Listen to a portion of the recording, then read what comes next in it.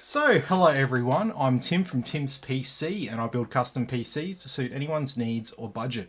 Also live stream on builds and repairs for transparency and educational purposes. So if you'd like to get an awesome new PC and you'd like to see it put together live, send me a message today.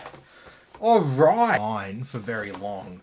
Prior to Intel 9th generation, there was only ever i7s. That was the top retail branding name that they used for their CPUs. But with 9th gen, they introduced the i9 9900K. So if you, yeah, I like nearly had to burp, but it wasn't quite a burp, and then it like, I don't know if you know what I'm talking about here, and it just, I had to like stop talking there for a second. Anyway, let's go through the components here tonight because this PC is going to be available. So we're going to be pairing our i9 9900K with an RTX 3060. So I'll just put some pin protectors on that, and I'll chuck it down there. So RTX 3060 12GB. You can't really buy them new anymore. They're pretty much all sold out. And this card, I could not think of a better graphics card to pair with our i9 9900K than the RTX 3060. Talk about a nice balanced pairing there for our used PC. But although I'm calling it a used PC, it's not really a full used PC because we have a new CPU cooler. We have a new NVMe SSD, we have a new kit of RAM, we have a new power supply, and we've got a new tower there, and a new fan to go on the back there as well. So, I mean, realistically, we have a used graphics card, we have a used motherboard, and a used CPU. So, our used motherboard. We did check this one out the other night. We were testing some old parts. Oh, look at that. I've already got a kit of memory in here. Is that the same as we've got here? It is the X4M2E. X4M2E. Alrighty. So this is an optional upgrade now, so we can install an extra 16 gigabytes of RAM at some stage, but we'll just work with what we've got on the board here tonight. I normally have the motherboard box to kind of work on. I'll put a few pieces of anti-static foam there. So this is our motherboard. So it's a Z390 motherboard. So this was the top spec board at the time. We've got 12 pins of CPU power. 1, 2, 3, 4 fan headers. We have a 12 volt RGB header, but no 5 volt RGB header. So just be aware of that. You'll have to connect your RGB up some other way other than through the motherboard, unless you're just using 12 volt RGB. So doesn't really matter. This board's not for sale anymore. I didn't even think this board or this CPU was functional until we tested it the other night, and it worked completely fine. So we just put a stock cooler there on our i9 9900K, but we're gonna need at least something like this to do it justice. So this cooler here, this little stocky, this is just put in for testing purposes. We don't intend to continue to use that.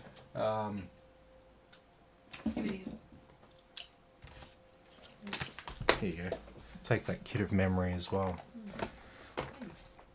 All right.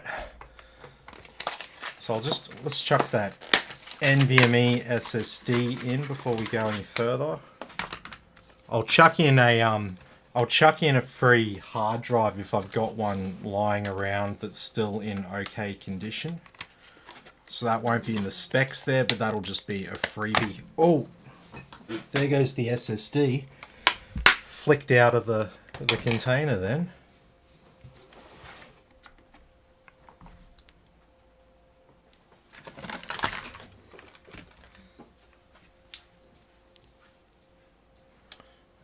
Alrighty.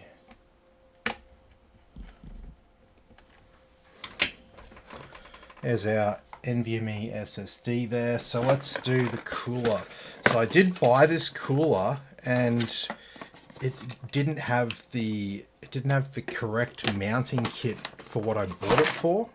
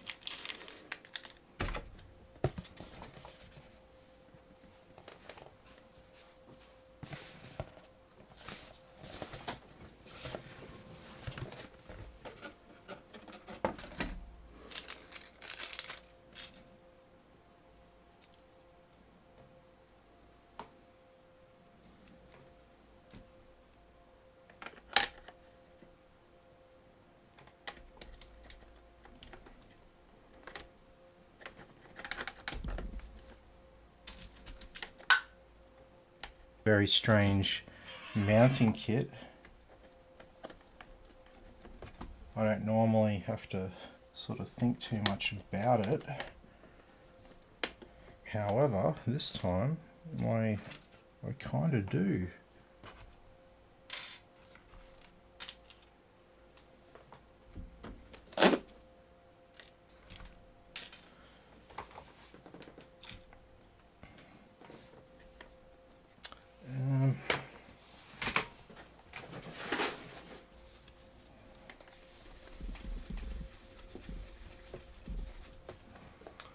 Okay, so we get this nice little packet of thermal paste. We're just going to use that.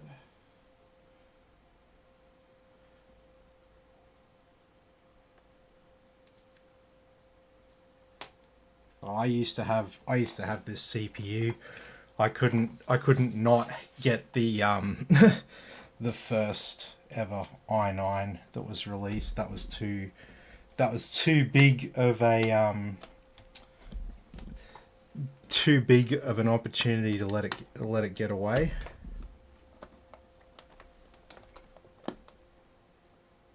Oh, stream health is really bad. Babe? Is it? Mm.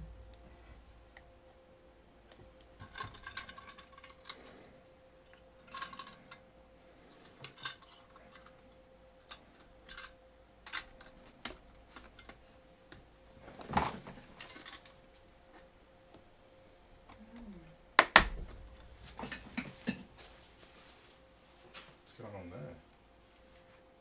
Like I said.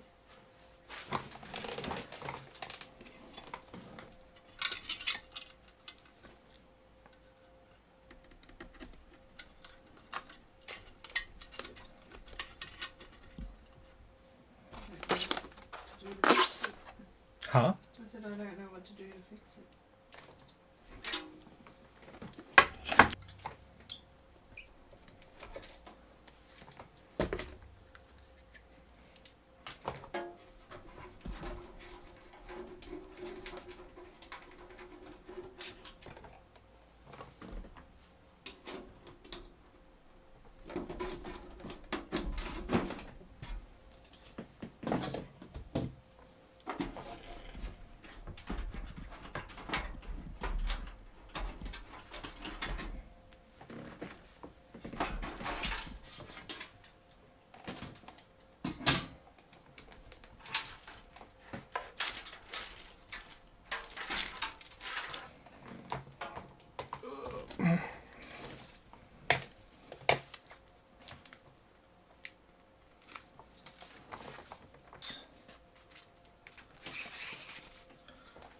We might have to go and have a look-see for that.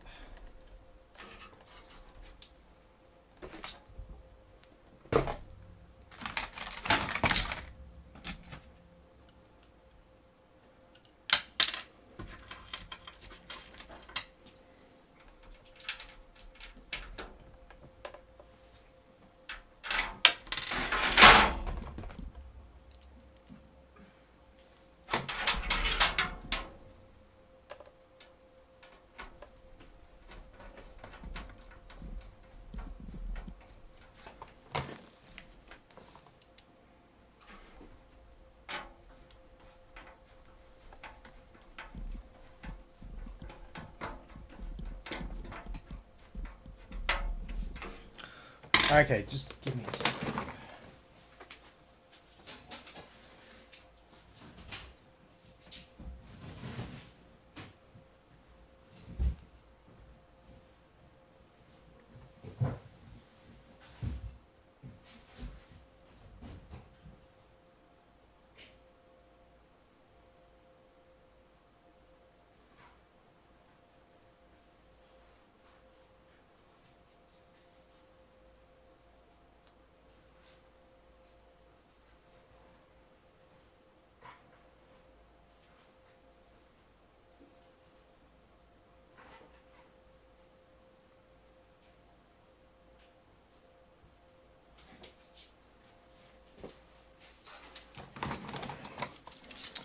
No. No.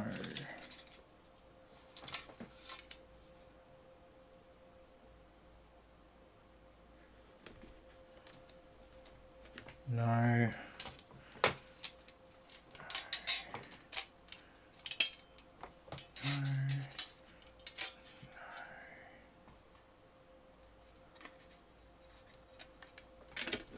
No.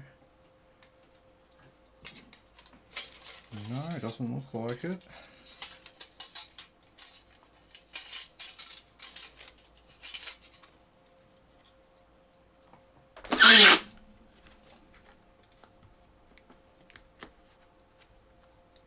No.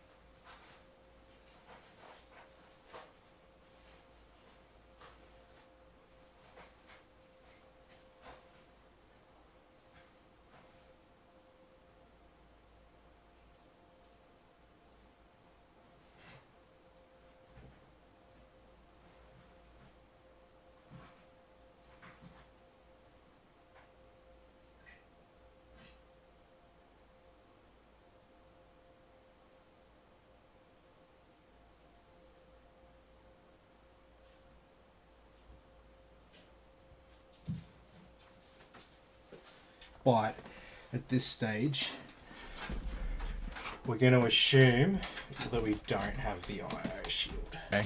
It looked a little bit neater at the back.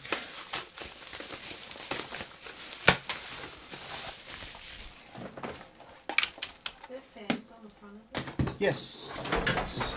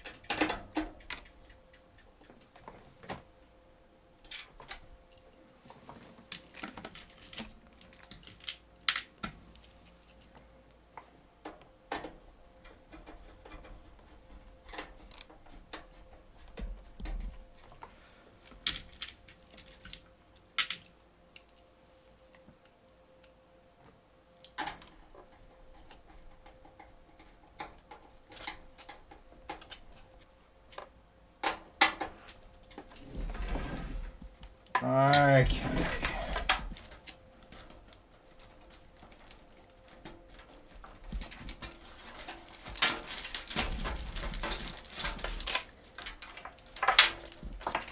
Alright, so it's the same model fans, but it's got different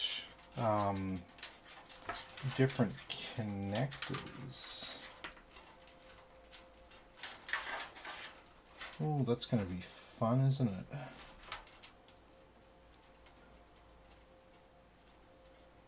On the one I just installed at the back, and then there's a generic generic ones on the rest of the fans. So it's gonna be fun. I should be able to do something though. We can probably get a controller that hooks into the reset button, and you can use the reset button to adjust the lighting mode.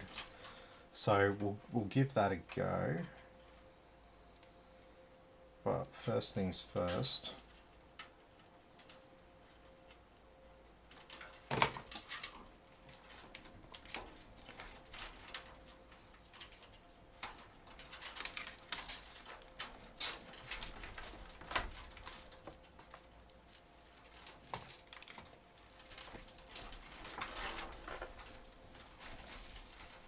Okay.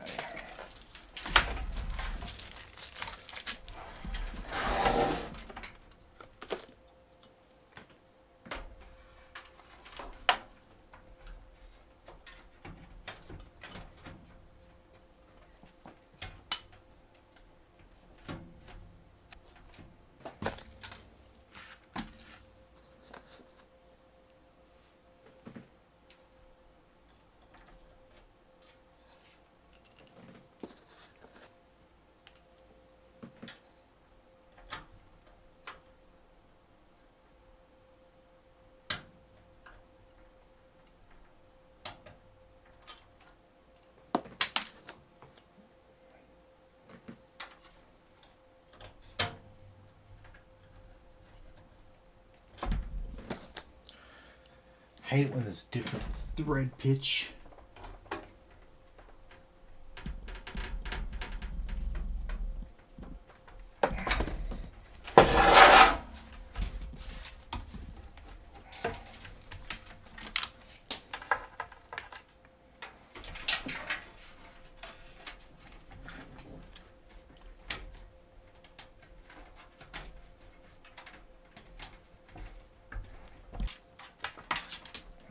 Alright, so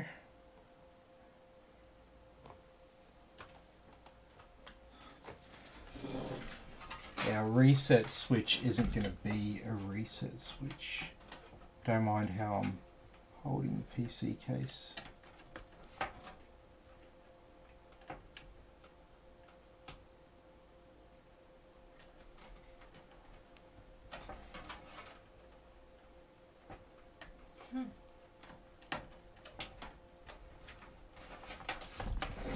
Have you, John wants to know, have you ever seen a Thermal Grizzly carbon or it's carbon thermal card alternative to thermal paste?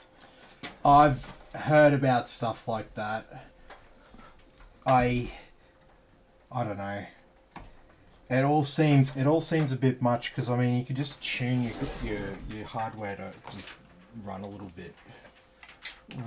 bit slower, and you get the same thermals. But hey, what do I know?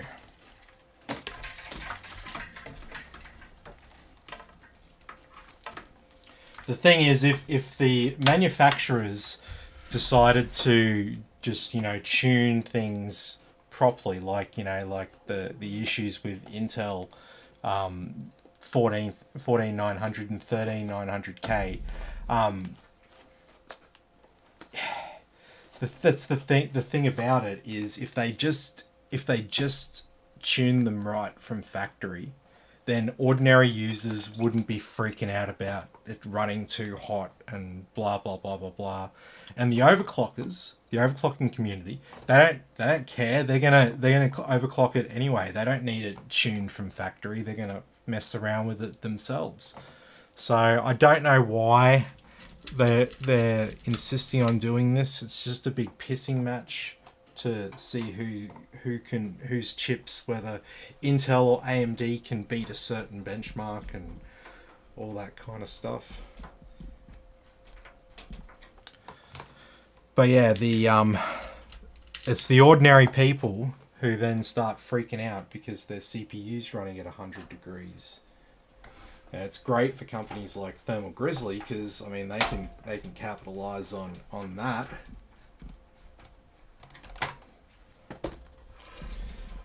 But yeah, I never recommend like aftermarket thermal paste or anything like that to any of my customers. They'd have to request it personally for it to happen, because I personally I don't see the benefit. So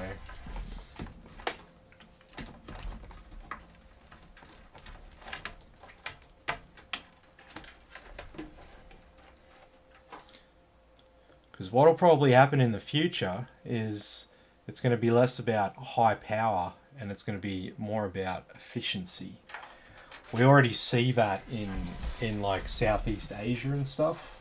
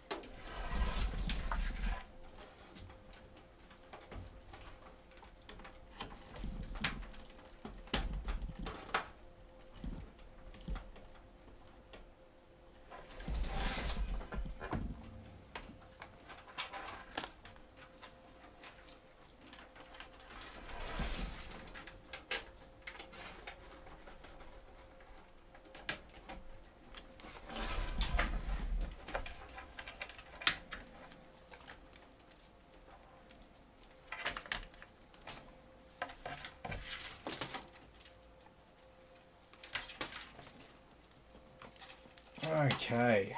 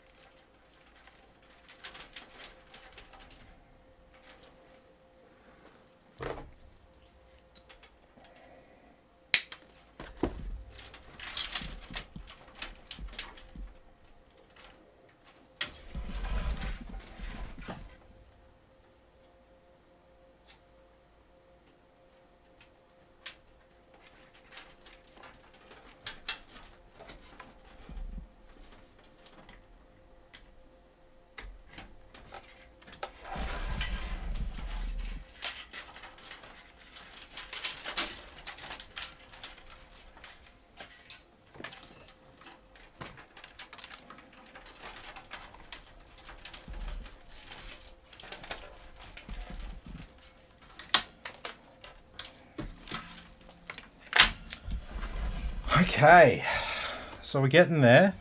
The thing we're going to have to, the challenge we're going to have to work through here is setting up our addressable lighting, because we don't have a 5-volt RGB header. So at the time, 5-volt RGB was still relatively new. A lot of people were still using 12-volt only.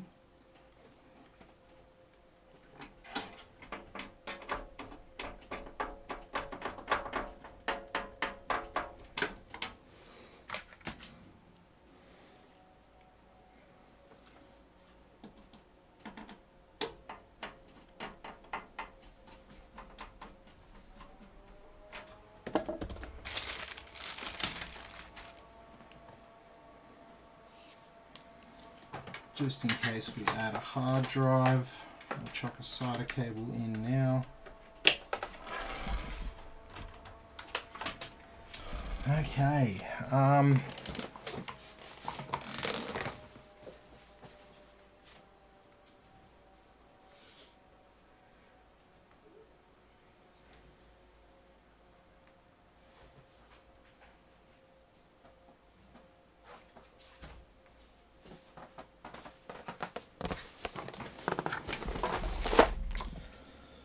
Okay.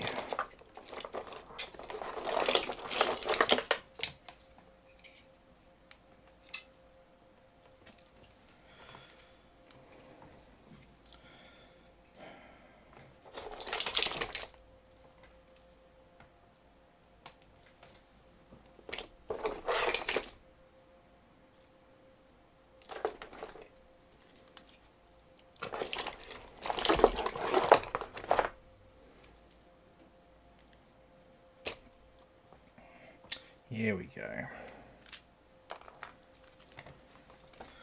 So here's an adapter cable to go from our generic Thermaltake header to a regular header.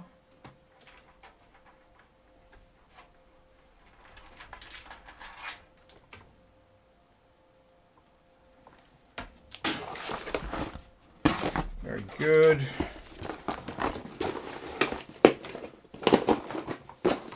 So now I just need a generic controller.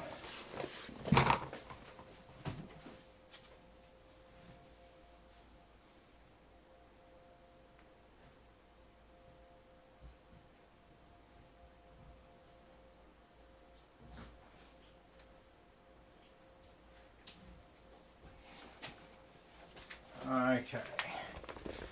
Boom. So we need a generic controller. Yeah. John wants to know all the parts are new, correct? Oh, no, not all the parts. You can't buy 3060s new, you can't buy i9 9900Ks new, you can't buy Z390 motherboards new. So those three parts are used, the rest of the stuff is not used. Okay. I've got what we need. So this little Silverstone controller will sort our lives out, actually. Just put this back.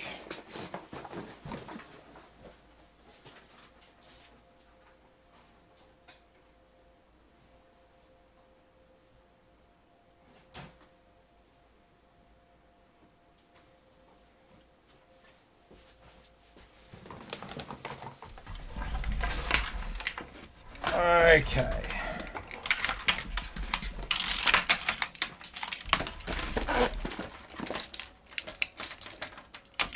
No, so I don't build new PCs that aren't already sold.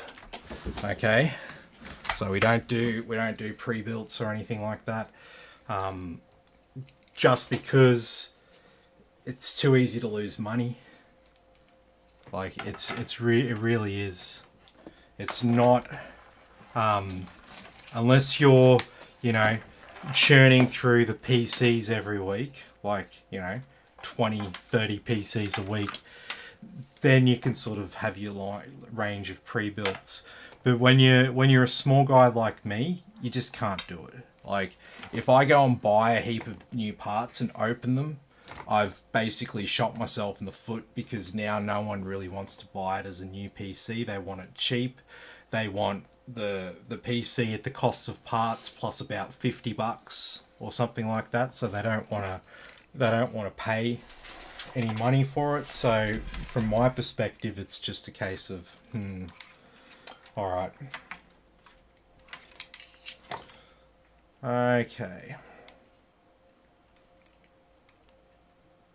So if we plug our reset switch into the controller there,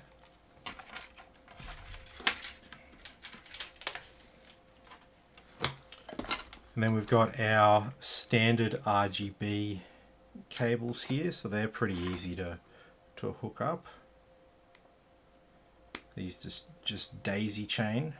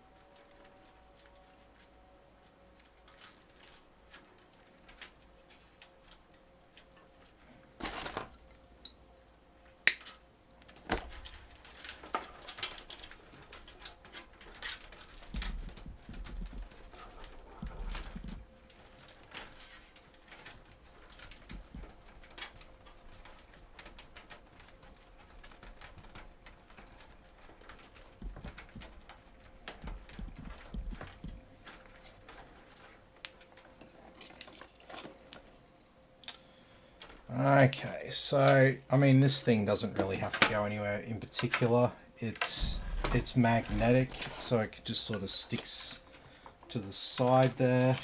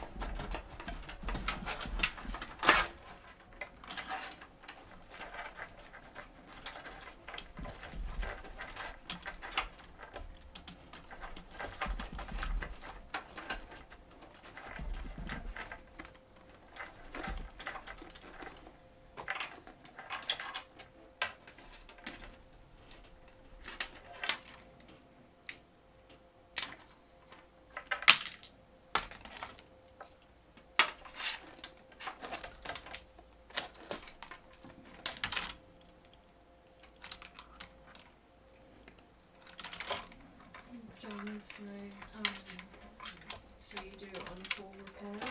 Yep, absolutely.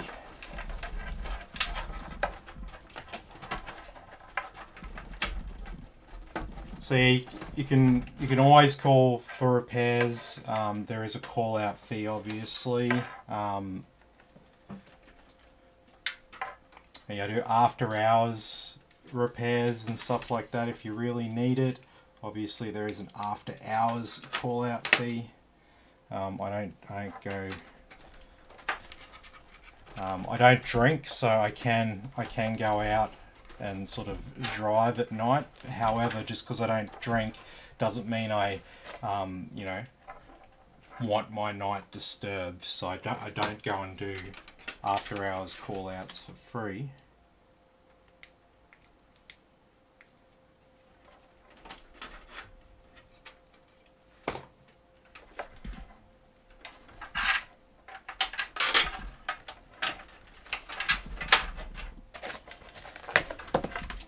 Alrighty, graphics card time. So we're using slots 2 and 3 here.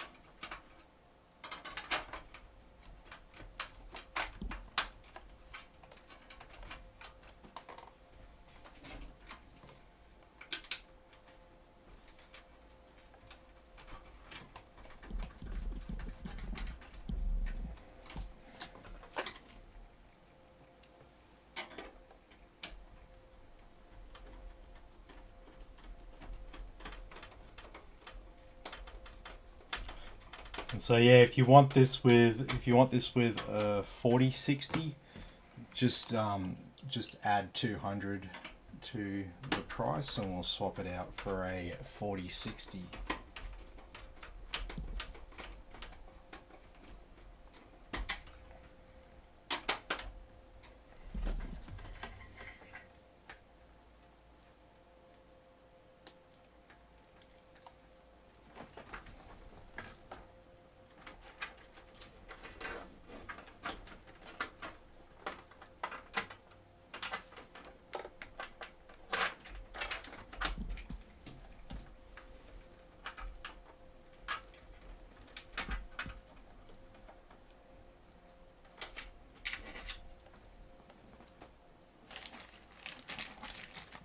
Just put a cable tie around these power cables just so it stays relatively neat. as neat as it can be.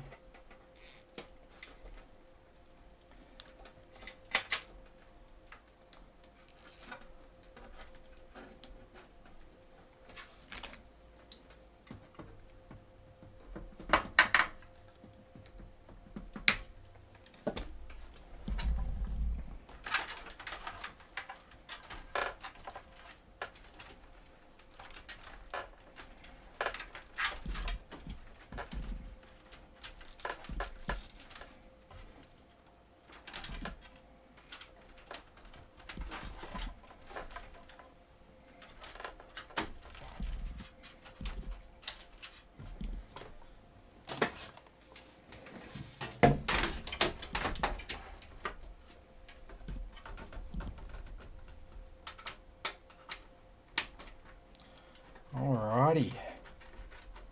So with a bit of luck, the controller that I've hooked up will work completely fine.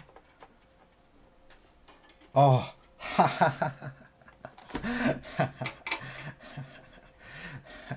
you do? The case has blanking panels that you've got to break out. Oh. I didn't break them out. So you can't plug anything into the graphics card. It's funny. Thought it felt a little bit weird when I was plugging it in. I'm like, it's a bit weird. Oh well, I guess it's alright.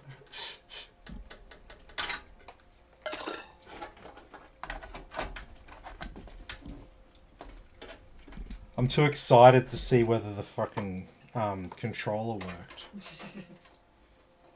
Getting ahead of yourself. Mm-hmm.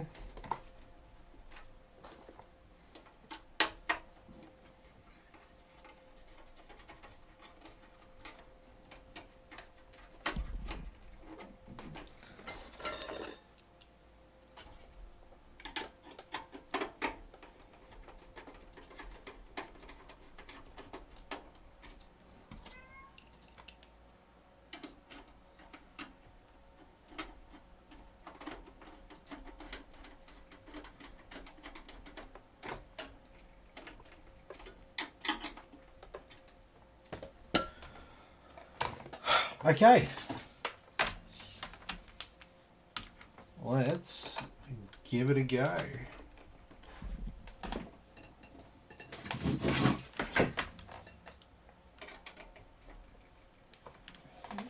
Yeah. John wants to know GPUs becoming the NVIDIA GPU is still the go-to. Nvidia they have 90% of the market for gaming graphics cards, so I mean it is what it is. I mean I don't dictate the market. I just sort of give people what they want. So Nvidia is definitely still the go-to. They own the market. That's why, I've talked about Intel Arc and how I think it's a good thing for the industry to have a third player for graphics cards. So even though Arc, didn't match the performance of Radeon and Nvidia cards at launch, I think it's a good thing that they're here and they're going to get better, and more competition is better for everyone. So yeah, just to give you a bit of an idea. All right. Okay. Haha, look at that. Yay. We have addressable lighting. Leave it on the rainbow. There we go. Fuck yeah.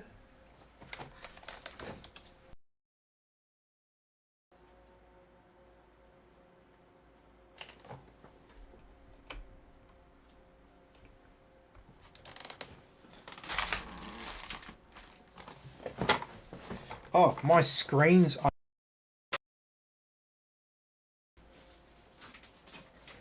I'm like, Why am I not seeing anything? I looked over on at the streaming PC and I could see we're in BIOS. Okay.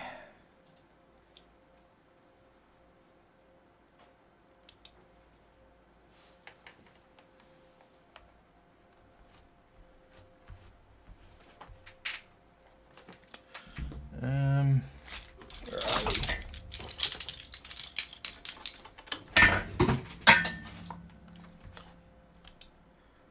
Fucking cat.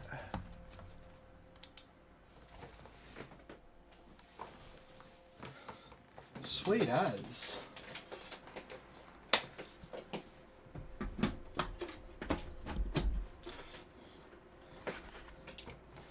I remember fucking around with this bad boy of a CPU when it came out. I managed to overclock it to 5.2 gigahertz all cores. Just FYI.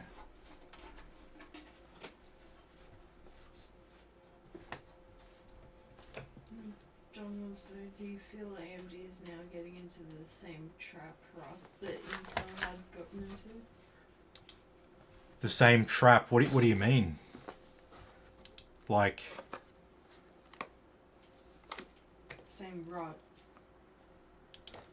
Ah! In terms of CPU performance, the thing is, over the last few years, CPU performance has gone up massively. And as a result, we're kind of in a situation now where, you know, you don't have to spend a massive amount on a CPU to get decent performance, even with CPU intensive games. You know, it's always been the case that you spend the most money on your graphics card and the CPU is secondary. But yeah, I mean, that's not going to change anytime soon. So, but yeah, if that's not what you mean, what do you mean by is AMD doing the same thing? Are you talking about AMD like CPUs, or are you talking about Radeon graphics cards? Because sometimes they get conflated a little bit, but definitely two kind of different things there. AMD CPUs have caught up to Intel if you're talking about more broadly over the last 5 years or so. So to give you an idea, the 9900K was the last generation before Intel had a big stumble on the CPU front in terms of performance. Now that allowed AMD to catch up and also implement the X3D models of chips, and they get better gaming performance because of the super fast onboard memory on the CPU.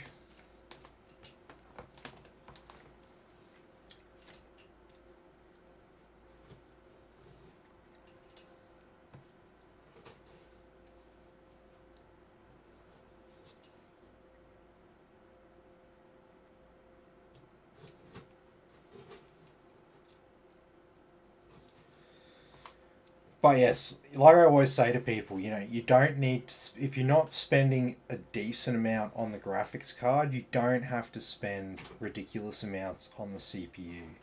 You know, there's never a reality where cutting back on your graphics card to get a better CPU gets you better performance. You always get better performance when you get a better graphics card.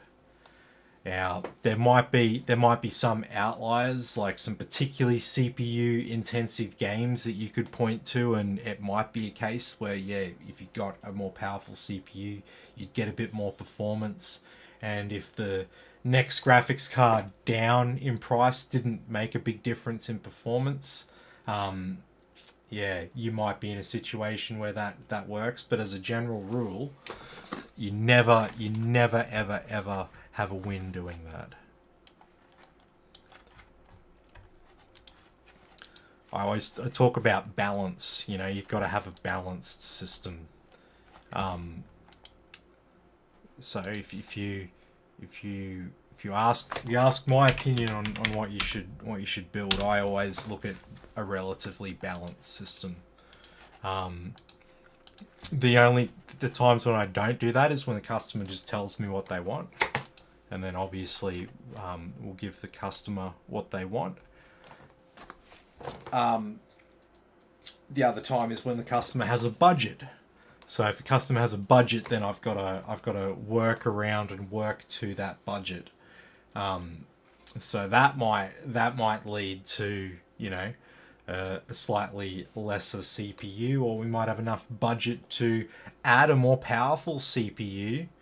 And it might be a case of, you know, maybe we've got a 4070 Ti, and then maybe we could step up and go a Ryzen 7 7800X3D, and that would be a good little performance boost, but it would be cheaper than spending the $600 extra to get a 4080, or spending the $1,800 extra to get a 4090. So sometimes you got those things to deal with, but yeah, like I said, you've got to work with what people have and what people need. So Tim? yeah. Intel had only been releasing new CPUs with very minimal performance over the previous gen. Yeah. Then Ryzen shook up the market. Do you think the upcoming generation Ryzen CPU is going to be worth upgrading to over the current generation? Yeah, well, I mean, honestly, Ryzen, in my opinion, Ryzen 5000 was like a big deal for AMD and those CPUs. That was the generation that they really had a big step up in performance, and it was the same generation where Intel stumbled. So that's when they really had a big leap in performance and sort of overtook Intel as like a proper choice for gamers for a CPU. Ryzen 7000 was, yeah, not quite as good. We're expecting Ryzen 9000 to be a little bit better, because Ryzen 7000 was the first time that AMD had used an LGA socket type. They'd changed over from the pins over to the land grid array, or the LGA, which is where the pins are in the socket and you've got pads on the bottom of the CPU. So some people sort of blame that for a little bit of a lackluster generation. Now, they did release the X3D chips in Ryzen 7000. They're excellent. I'm talking about the non-X3D chips, so they're a bit meh. But like I said, we're expecting better things from them the next generation.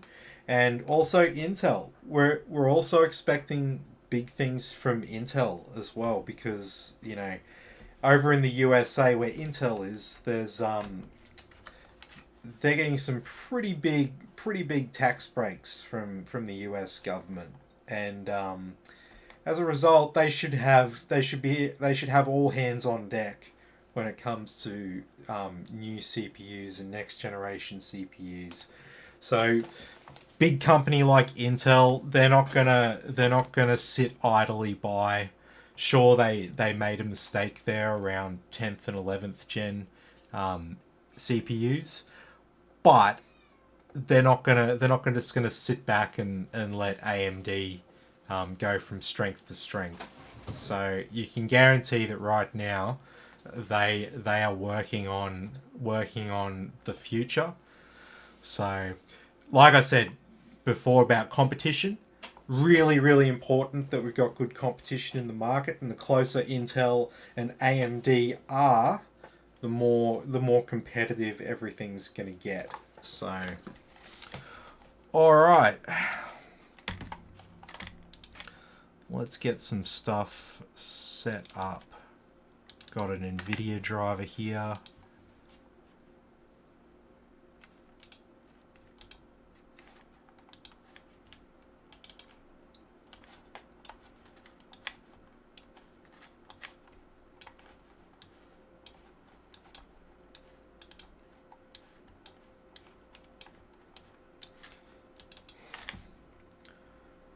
Alrighty.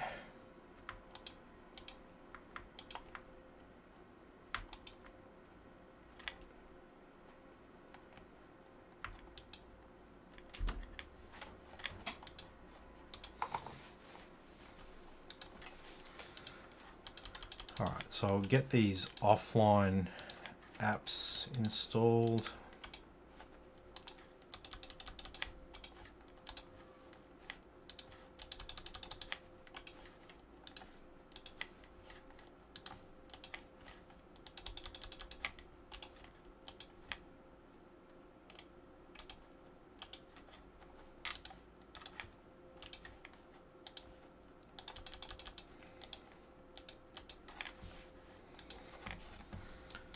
What have we got?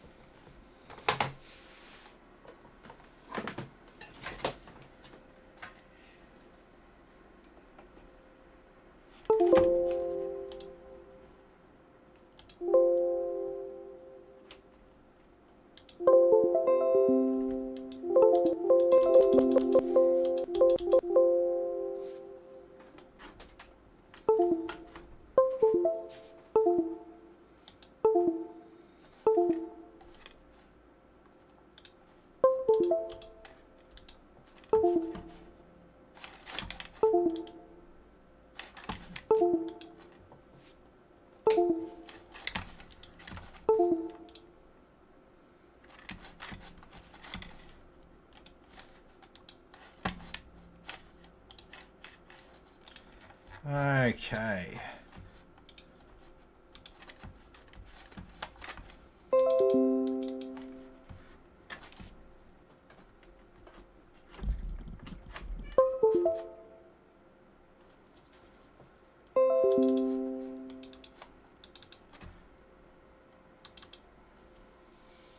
So we definitely need BattleNet.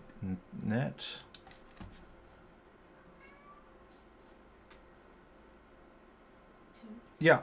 John wants to know, do you think upcoming RGPs and future APs, MPs can make mid-tier discrete GPUs a less attractive option?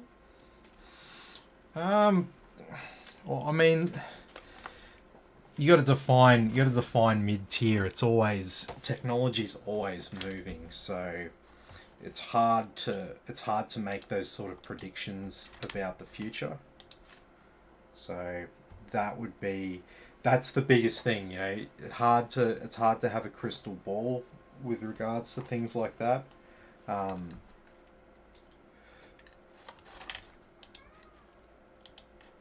I would expect that the quality and performance of APUs will definitely increase.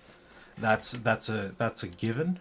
But this comes back to what I was talking about before about efficiency and stuff. That will become, in my opinion, that will become a more important aspect in the future, because we're going to get to a point where the performance is so good, even on mid-range and budget cards that people will be like, right, how can I make this thing use like half or a third of the power and still get most of my performance?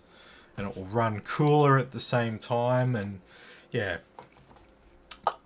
I think that'll become a bigger deal in the future because the cost of electricity is probably going to increase and all of that. Um, we're not there yet, but we can look at Southeast Asia and what the guys over there are focusing on now, and efficiency is starting to become a bigger deal.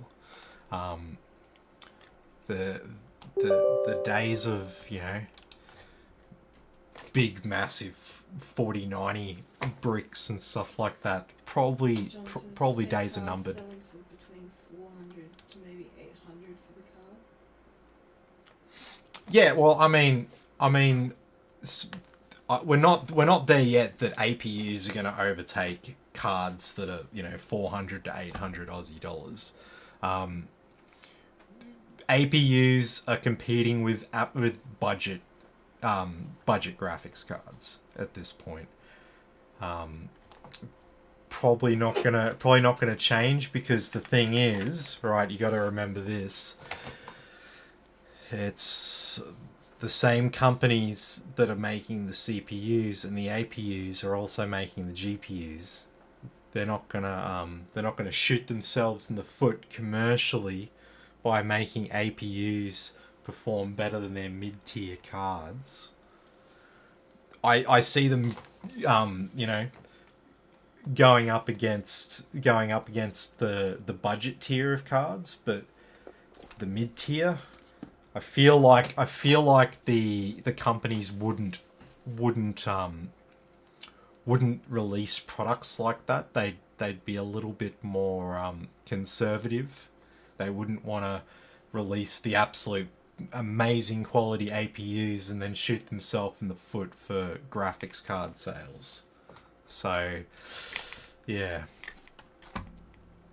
I mean, the stage is set for Intel to come back and release a solid APU to catch up with AMD, because AMD have the best APUs that you can get, the best performance, etc., etc.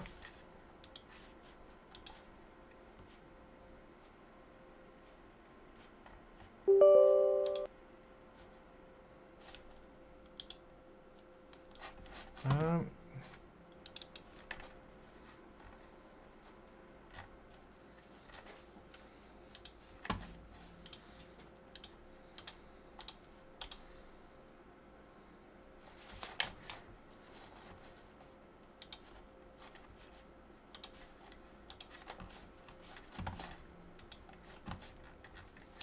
um,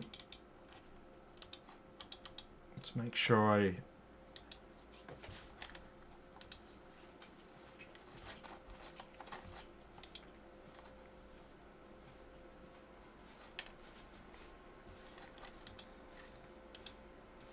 No, all good.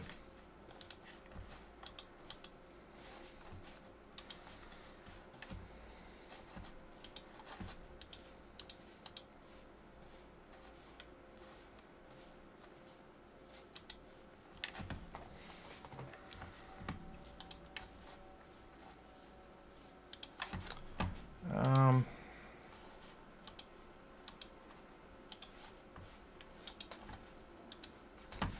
so what have we got here? Let's make sure we've got all of the right drivers. Oh, what am I doing? Already installed it. So CPU-Z is really good because it tells you all of the specs of your computer. All the technical stuff and everything you could possibly want to know is all listed here. Alright, so we got a Z390 UD.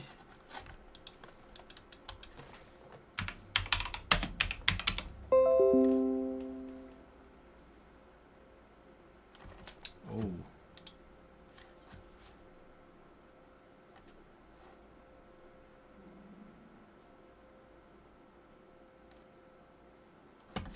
assuming it's 1.0. I guess we'll find out.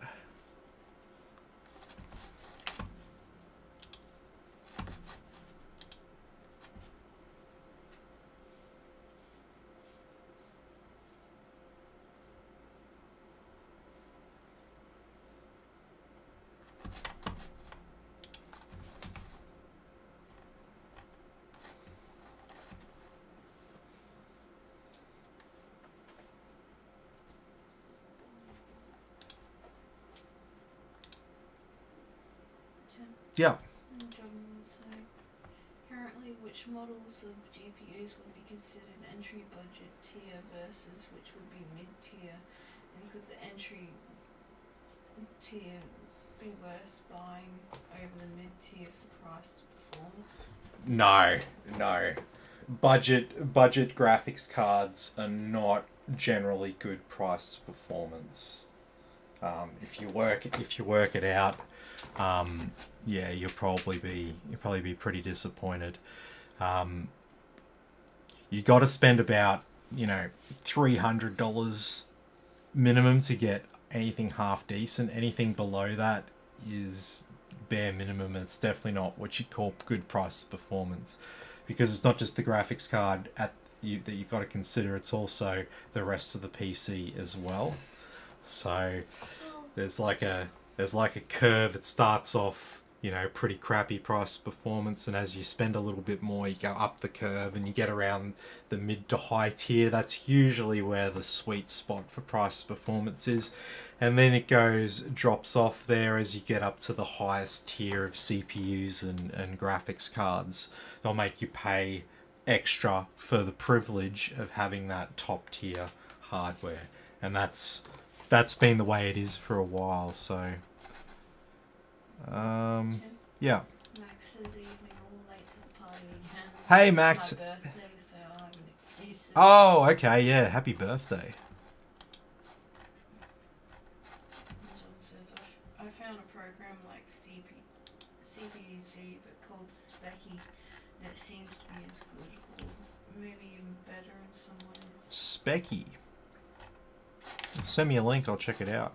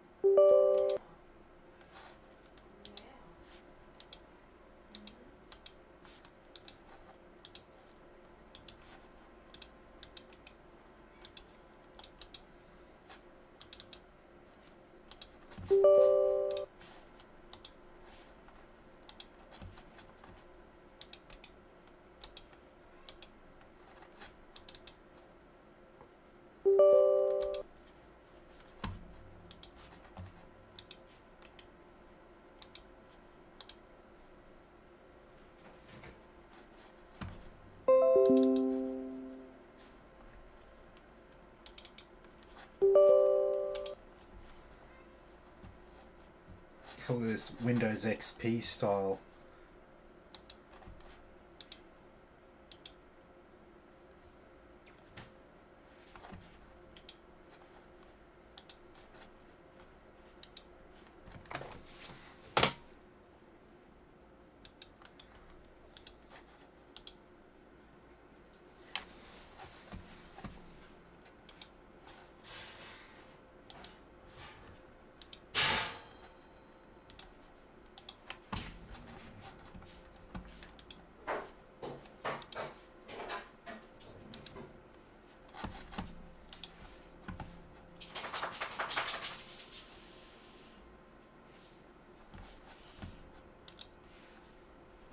Alrighty.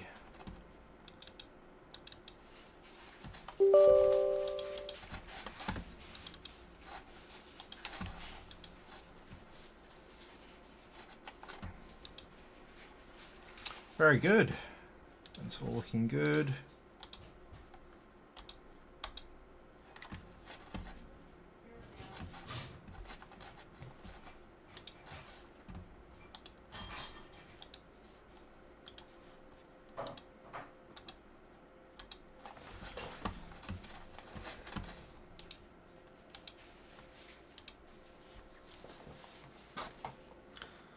Alright, so we'll go ahead and restart her.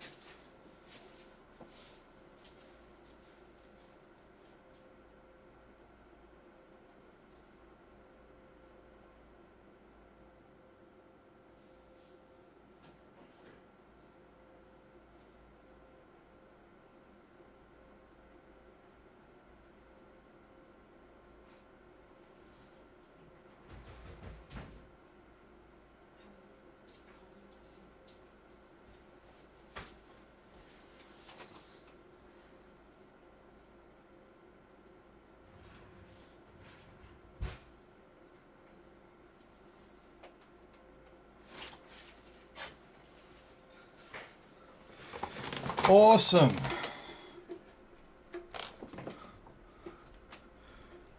So yeah, just give it a second.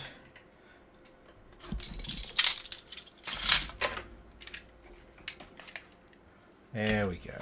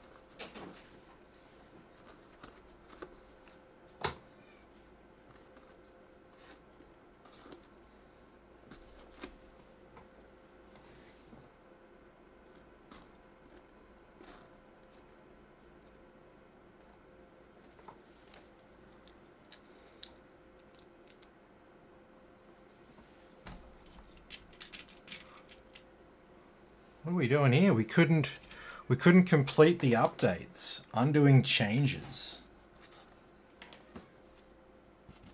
Right. What's going on here?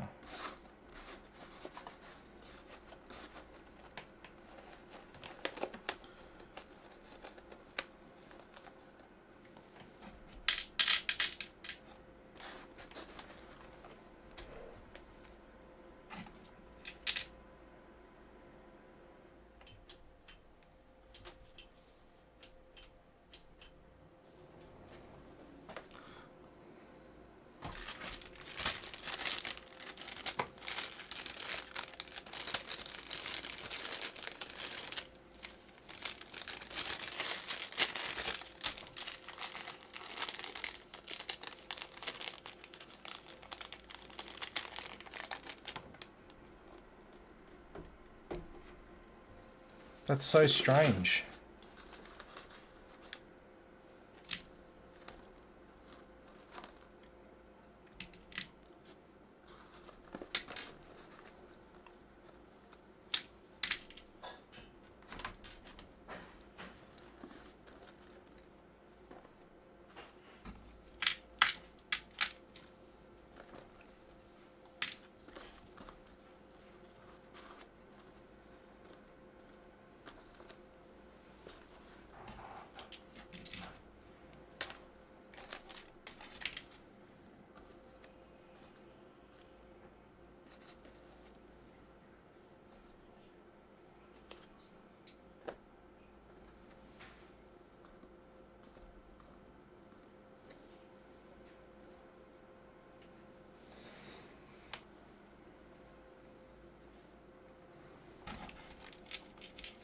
Well, something messed up. That much is certain.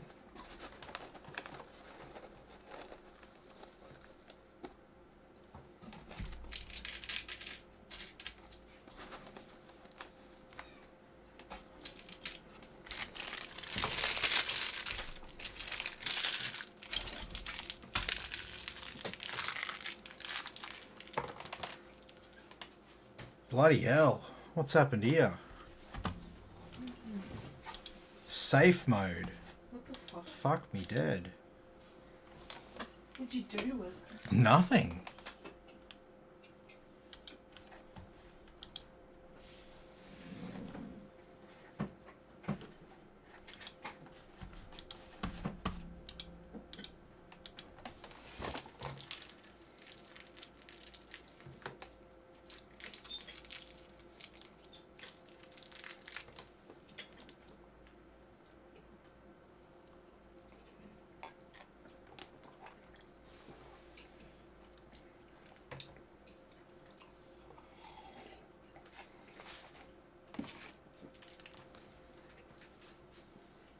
I feel like it was one of those drivers that I installed from Gigabyte's website.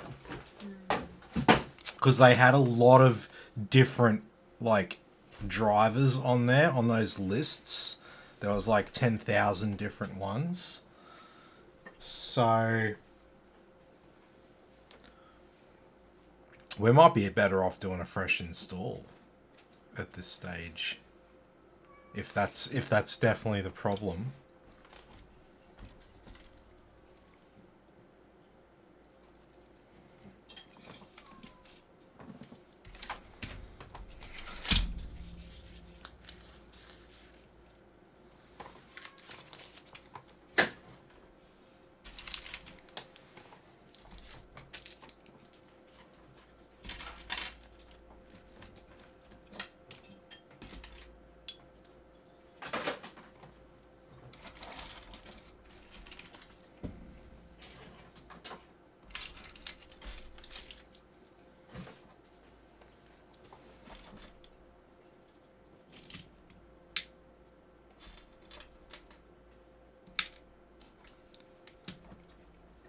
What is going on?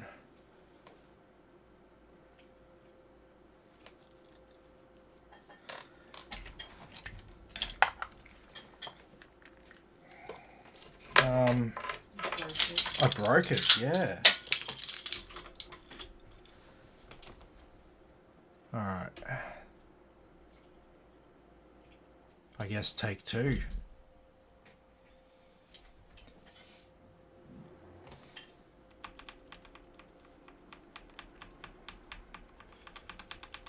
Yeah, that's really weird. All I can say about that is I think I've installed like the wrong driver, because there was so many different drivers on that list, like different versions of the same thing.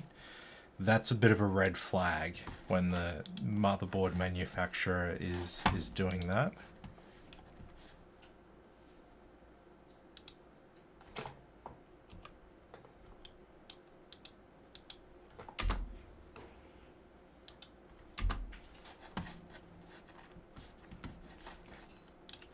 Okay.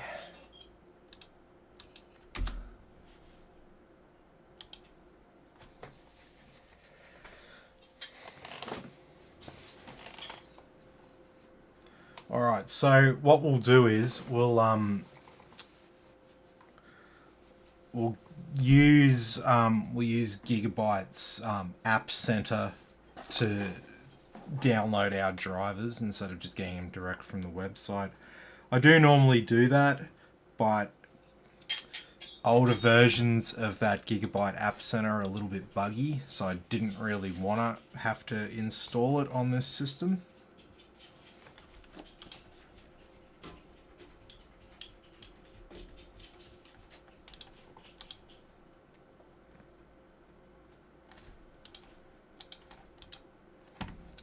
Alright, so when you reinstall Windows, you have to delete all partitions off the drive. You have to install it on a drive that's got all unallocated space, because it will make multiple partitions on that drive. There are ways to work around it, but as a general rule.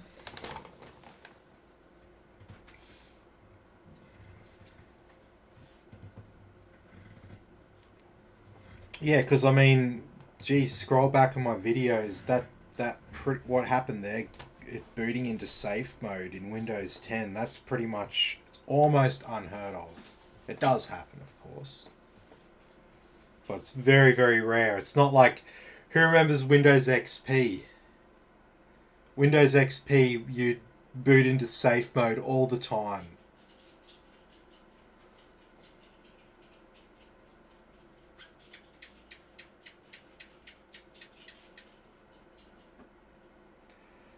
Oh, doing a fresh install back then was more of a fuck around.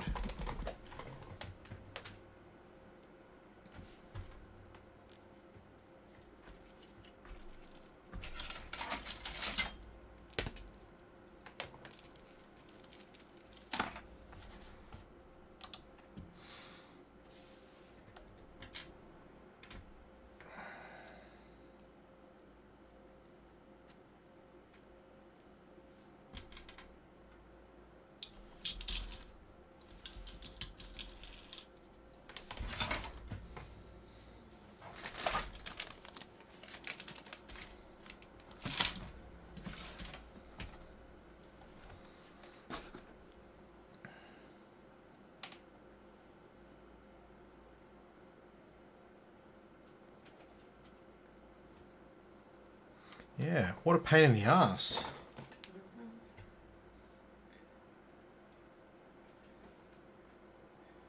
Yeah. Like I said, that's the only thing I can think of, is that list of drivers there. We installed one that causes a problem. That's why there's multiples of the same driver on the site, because they normally if everything's working fine, they will just have the most recent one show up, and then you have to like scroll down and click see more versions to find the old ones. The fact was, I clicked on each header and multiple different ones came up. So yeah. Basing publishes them floppy disks. Yes. And you had to install stuff. Who remembers Windows, You had like 3. MS-DOS, Windows 3.1, and all that good, and earlier versions. You had to do like 20, there's like 20 discs and stuff like that. You'd like come up, insert disc 5. Oh man. And we thought that was like so cool back then. You know, it was like, oh, look at this. This is such an epic program. Look how many discs it needs.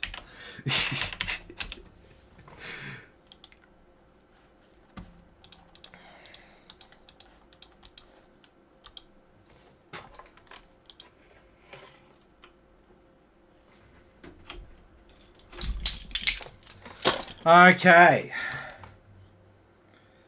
So let's do things a little bit different this time. How's that?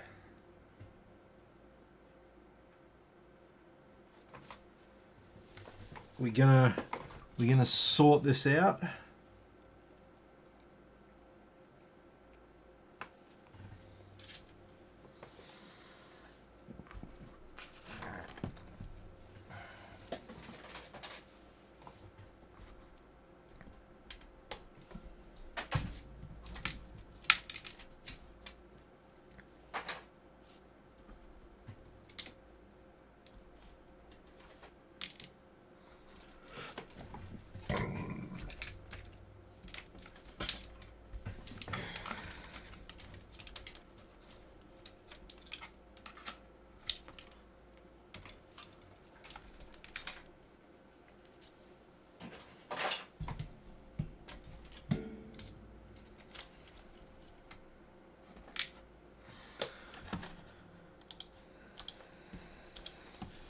Okay.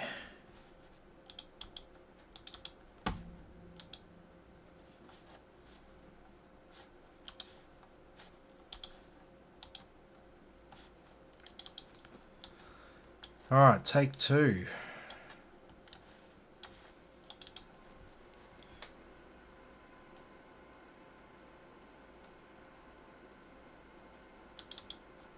Here we go. Here's an old version of App Center, 2001. Sorry, 2020, 2001. We're talking about old school stuff. 2021.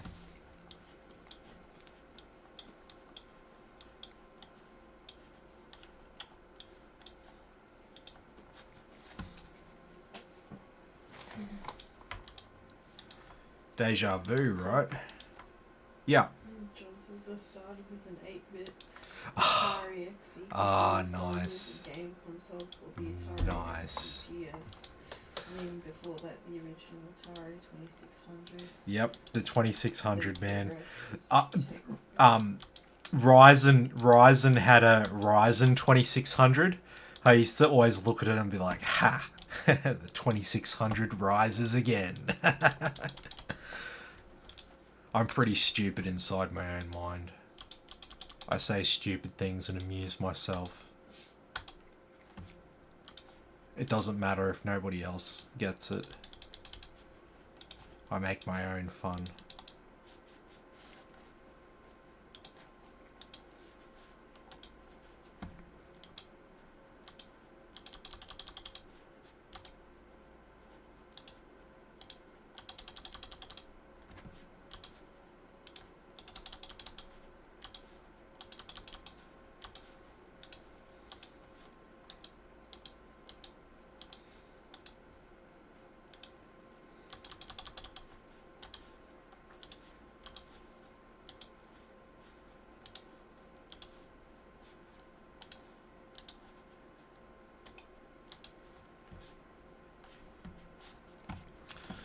Okay.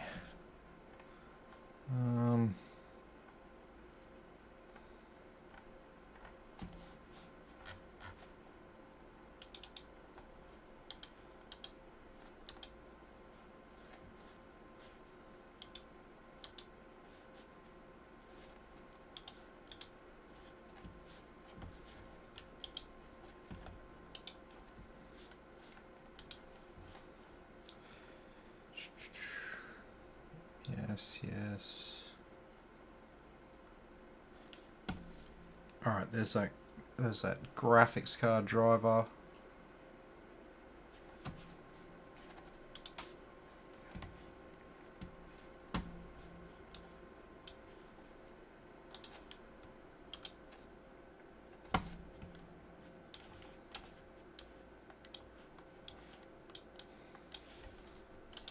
Yeah.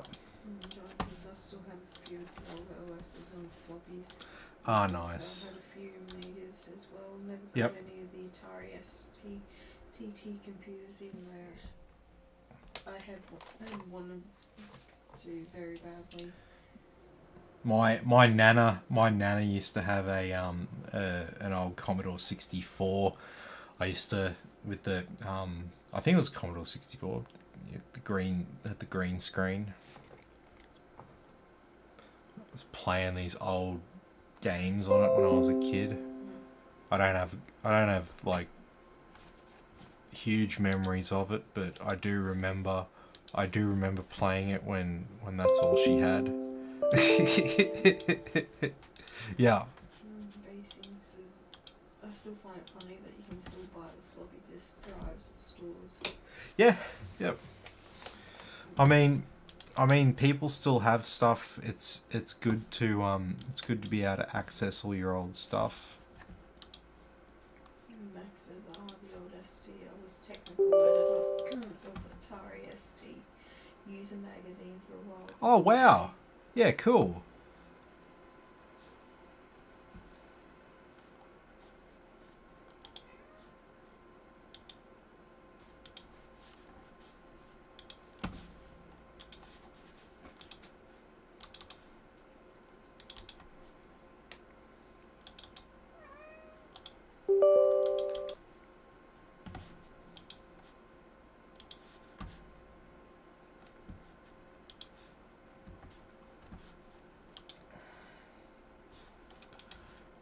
Okay.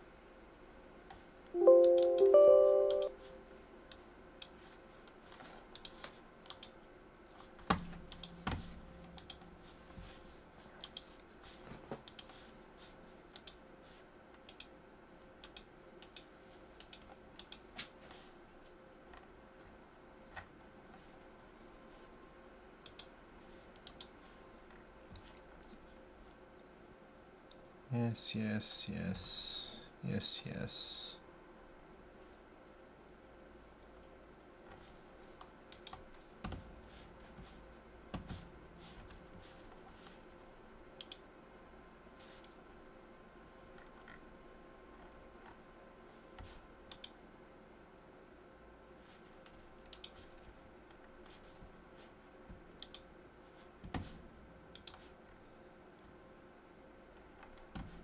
Alright, I think that's everything that we need from in there.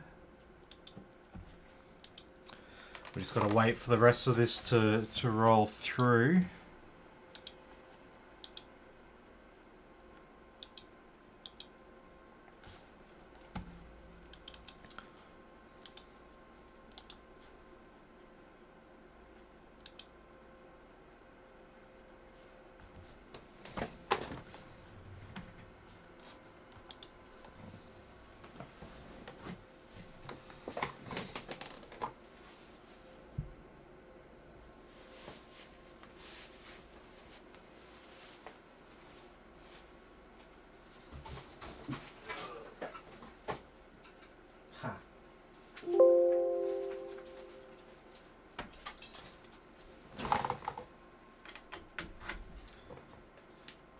Okay, let's see if I can we can put in a bit of extra storage here.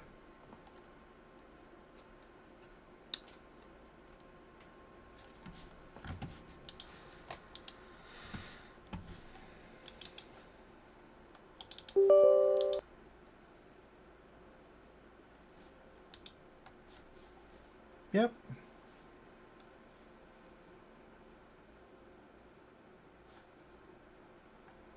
Oh, hang on, it's not showing.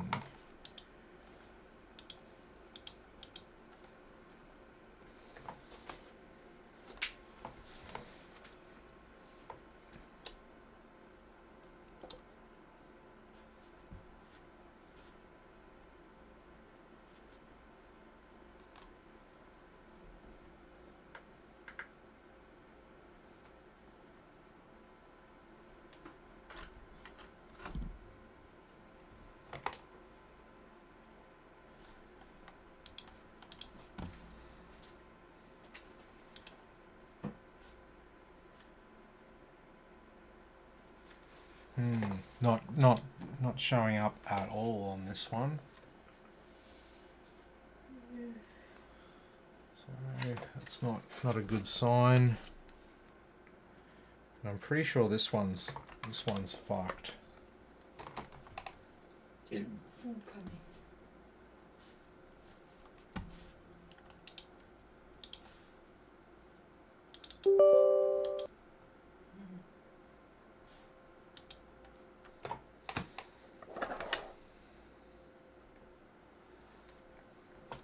It's not showing up either. That's weird.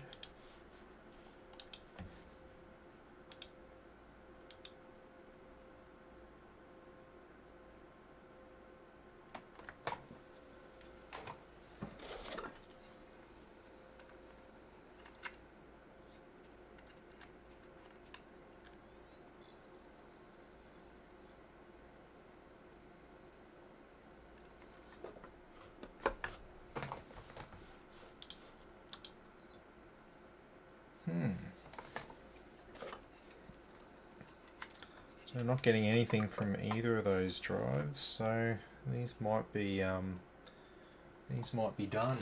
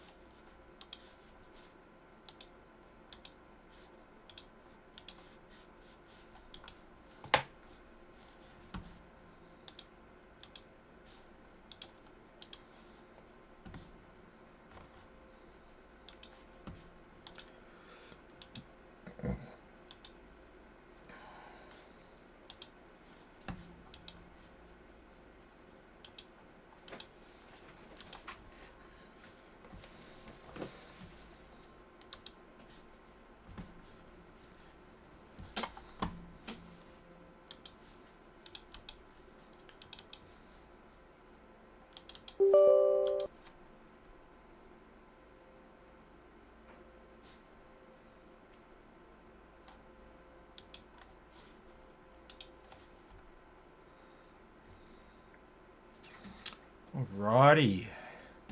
So as we can see, we got our 9900K. It's behaving itself with the cooler, no problems there. And our 3060. Yeah. John says Linux had an opportunity to become an equal to Windows if they had only Raven installed for the OS. Now Windows compatibility is a standard part of the OS. Yeah, well, that's the thing about Linux. You get all excited about it, then you start using it, and then you realize nothing works on it. Or if things do work, it's a real pain in the ass to get them to work.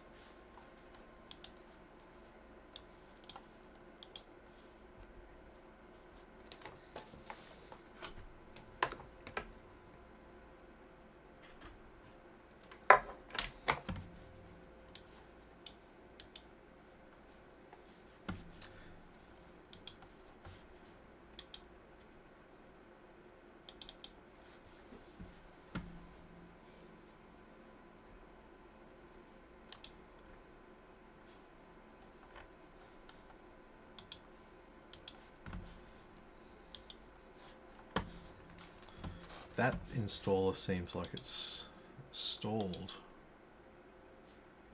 John says AMD loves Linux in addition to Windows. What's that? And John says AMD loves Linux in addition to Windows. Mm.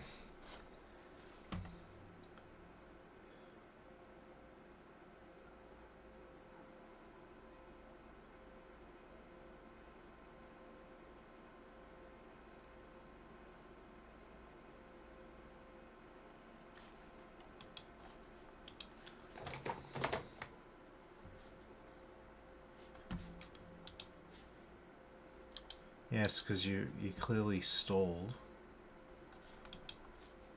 I think all this needs to be restarted.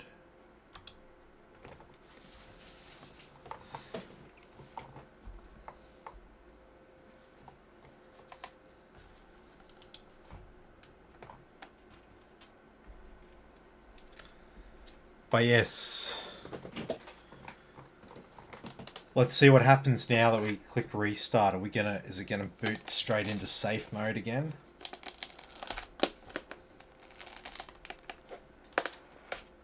Or is my suspicion right and it was part of those crappy drivers from Gigabyte's website?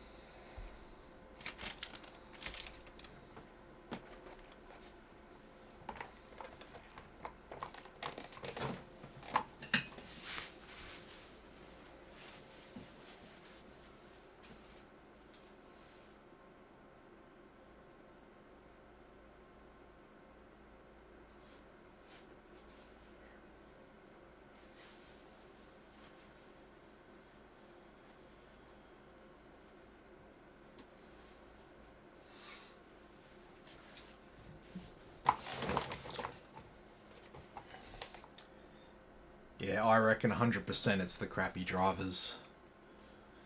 Always a red flag when you go to their website and you see a heap of different versions of the same driver. It's like,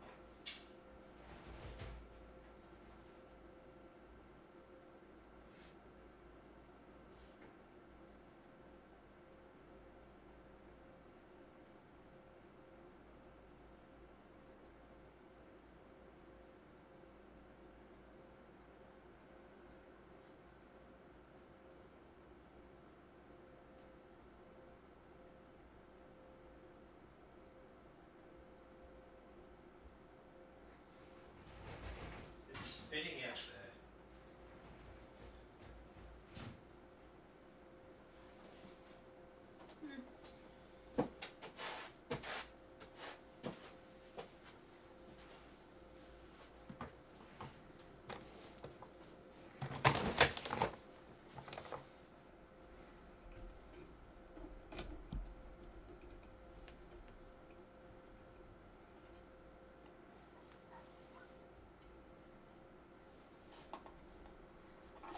Oh, there's rain moving in. Is there?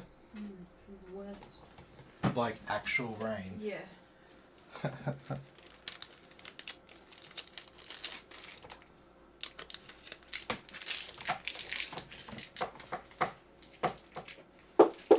Dog.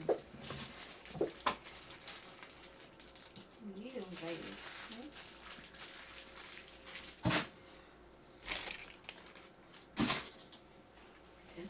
What's up? Oh, yeah.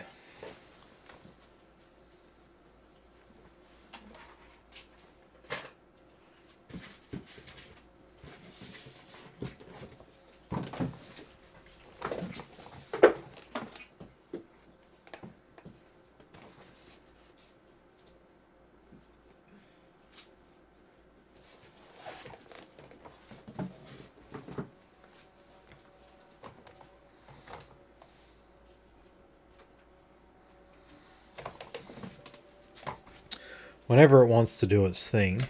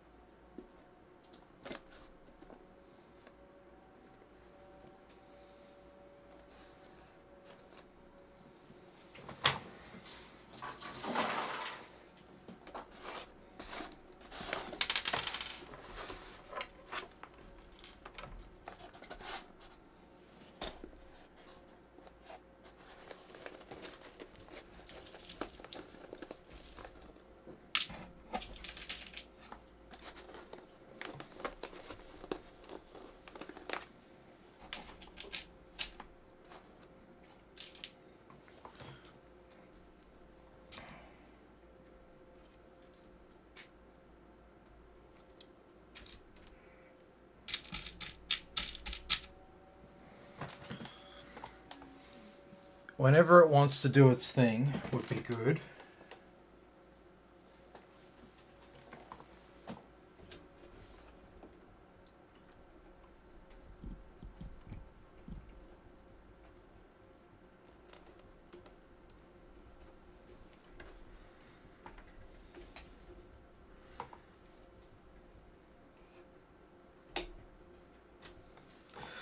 Ooh.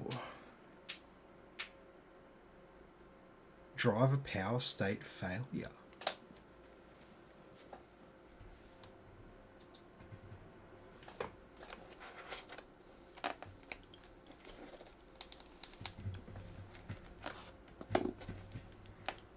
Gotta love old tech.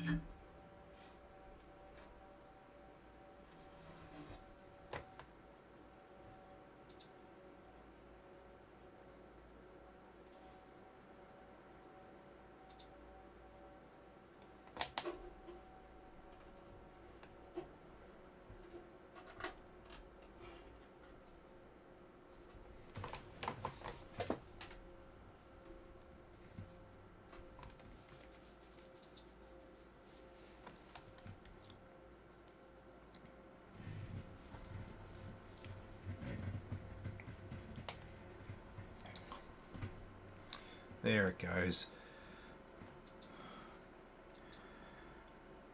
Those Gigabyte drivers are making me paranoid.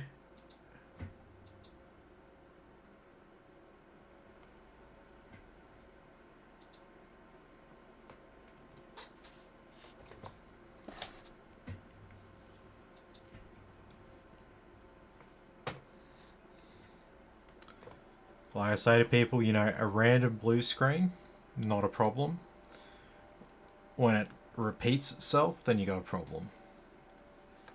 Because sometimes errors happen. The last one that we just had there, that was specifically related to drivers. And there was a problem with Gigabyte installing some of those drivers. I'm not sure if you noticed that it was they were sort of stalling out, and I closed them to sort of skip on to the next one. They kept doing it for every one. So once again, crappy drivers.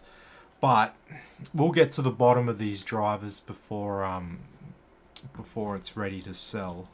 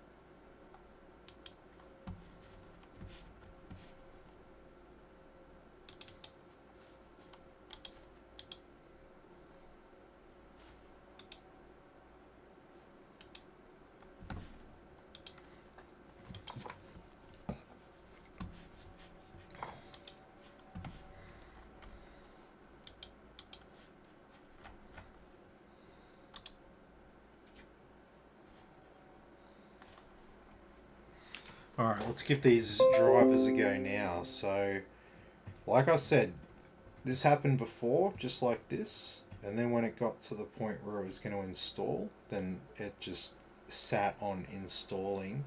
It opened up another window, and it just sat there, just like that.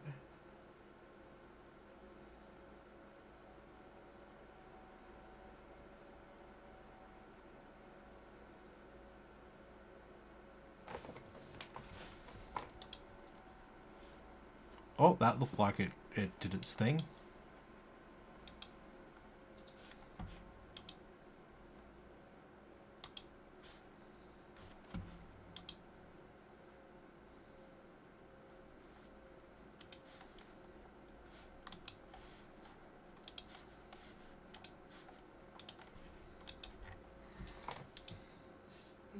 Yeah. Scoops wants to know what CPU and GPU is this.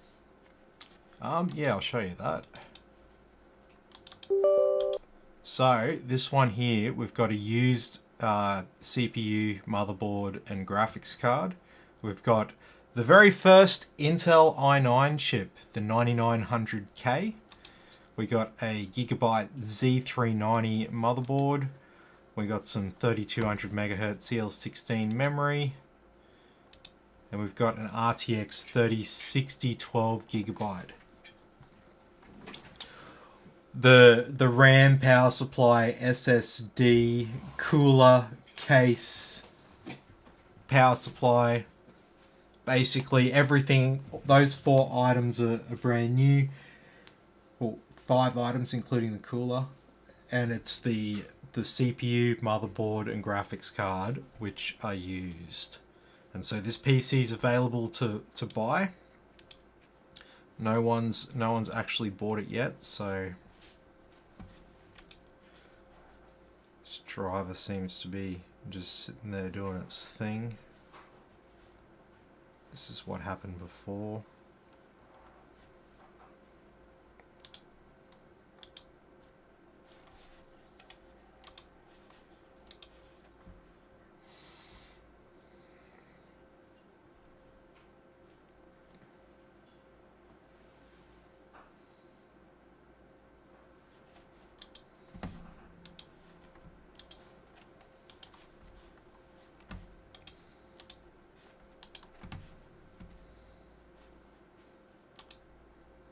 Yep, there's a bind key on this board already, so no need for another Windows license or anything. It's already on there, ready to go.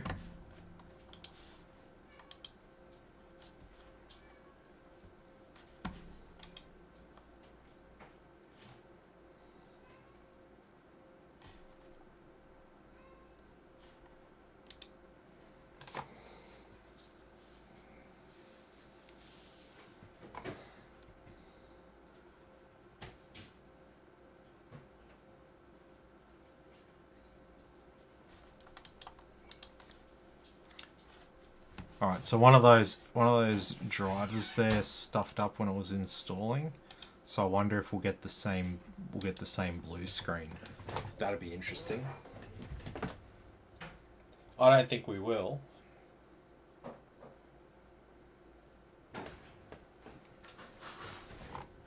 But if we do, I'll have a pretty good idea as to what is going on.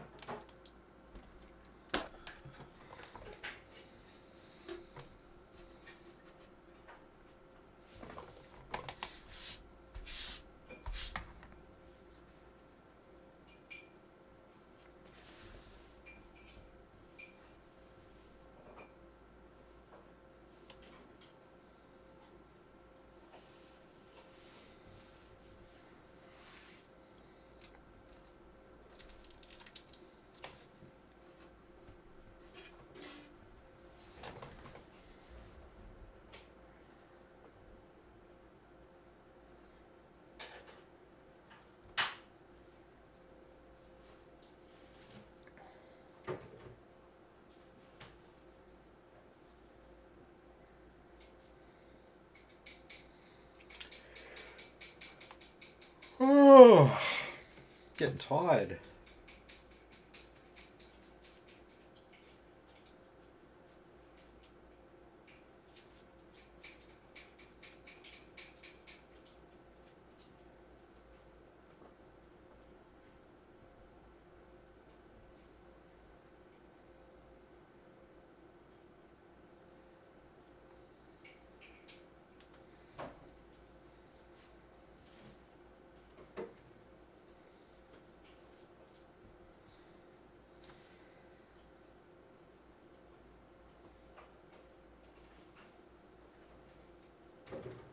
See, this taking too long to restart makes me think that one of those drivers is stuffed up again, and we might see that screen again.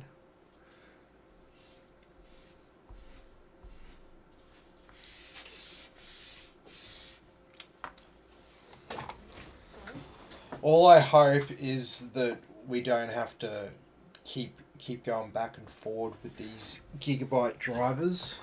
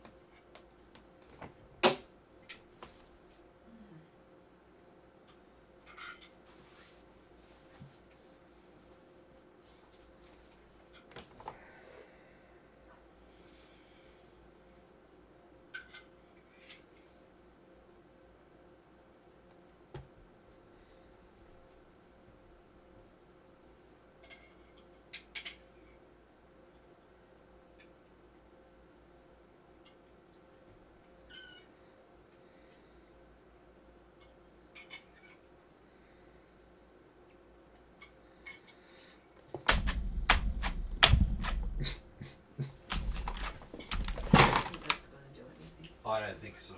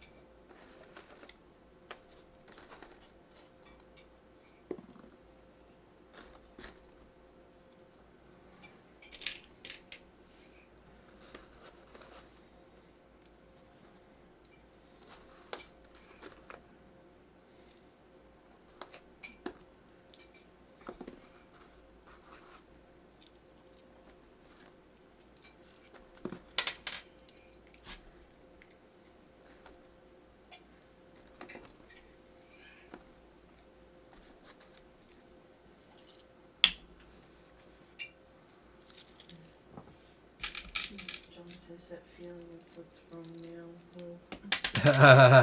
No, like I said, I'm pretty sure it's those drivers. So I don't think we're gonna need to update to the latest version. When I had a look in Device Manager, everything seemed to be installed. So I think we'll just if we do have another error related to the drivers, we just won't install the latest drivers. It's probably one of those things where even though the version says it's for Windows 10, it doesn't work properly unless it's on Windows 11. And yeah, here we go. The same code there again. Yeah. John says Windows on a Snapdragon CPUs versus Intel AMD currently. Any thoughts? Oh, well, I mean, it's going to take them a while to catch up to Intel and AMD. But hey, we'll see.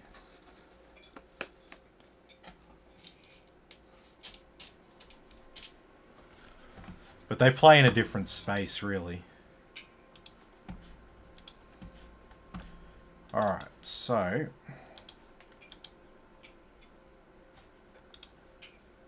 there we go. So we don't have every device that's showing up seems to be installed correctly.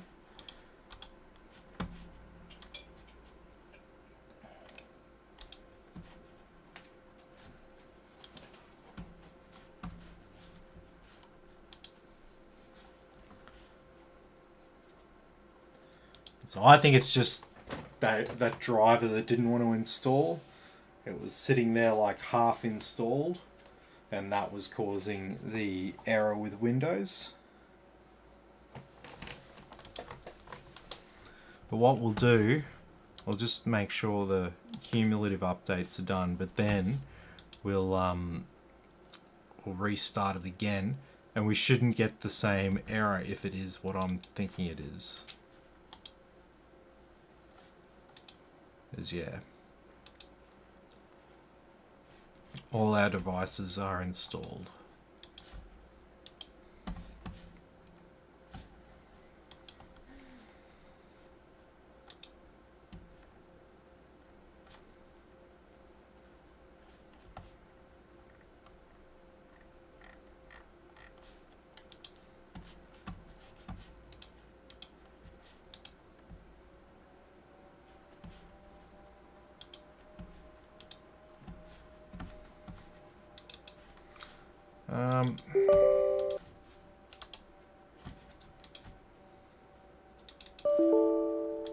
Oh, MSI Afterburner didn't install properly.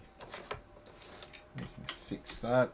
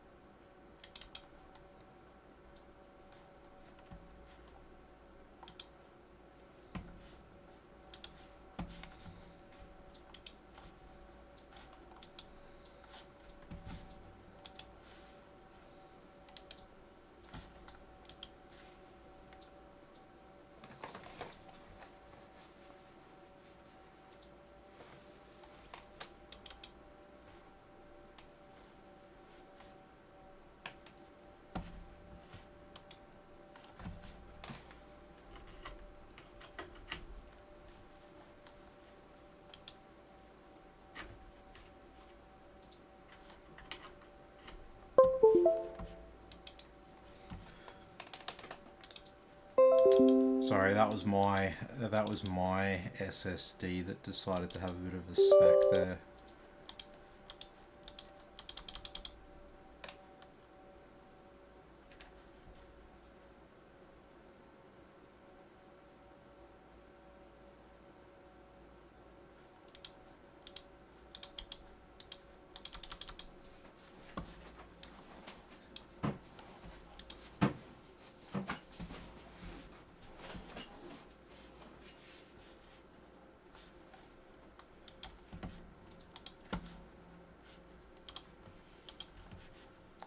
Alright, so we'll run the gaming benchmarks on it. I'll just set up our on-screen display.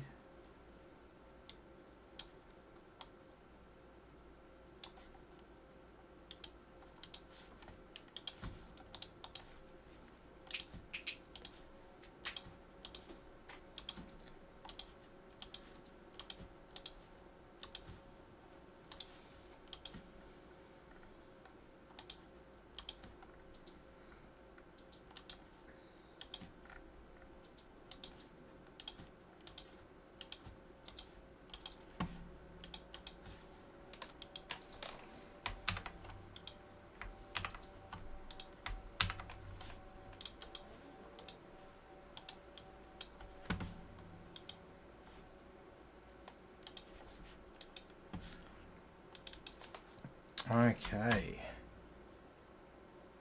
So I'll run Heaven, high, no anti-aliasing.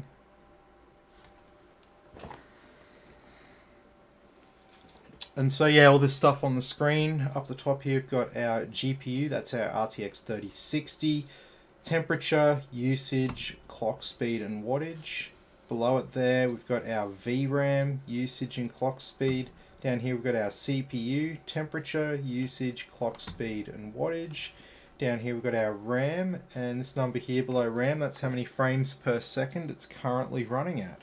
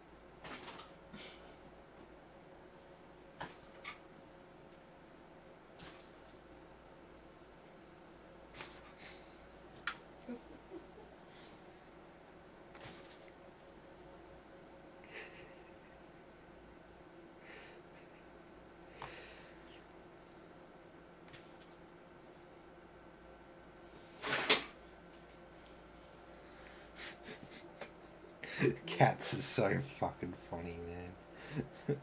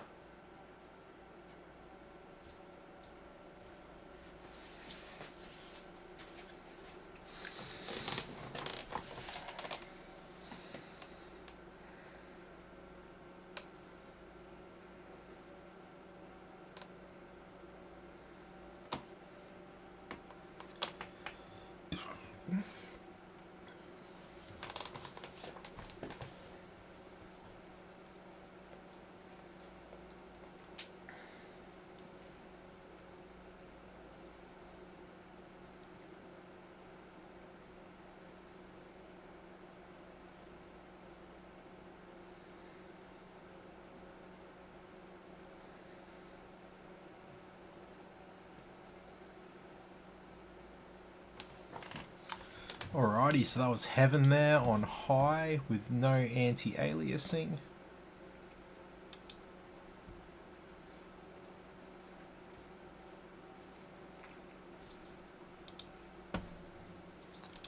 Next we'll run Valley on Ultra with max anti-aliasing.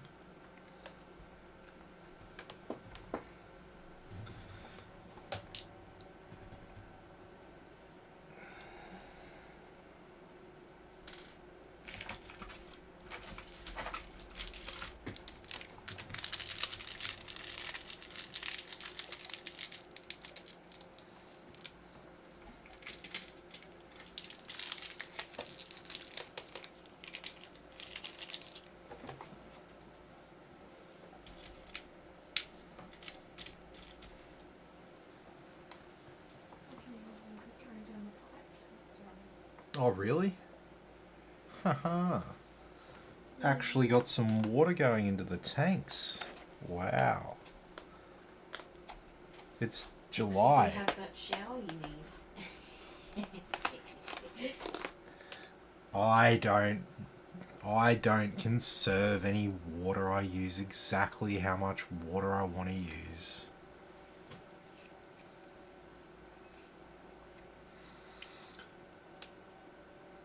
So when you're on tank water, some people are like, oh, you got to try to conserve water. Yeah, but you don't want to conserve water to the point where when it rains, there's no room to store the rain. So I mean, you can always get a load of water trucked in an emergency. But yeah, you want to have your tanks ready to catch that rain.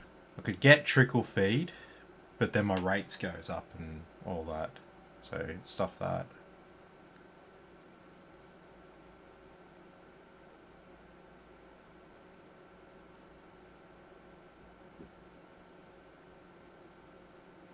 And so obviously Valley here it's a more demanding benchmark than Heaven. So they're both run at 1080p. But this will give you a bit of an idea on running some different games at 1080p and what you can expect. So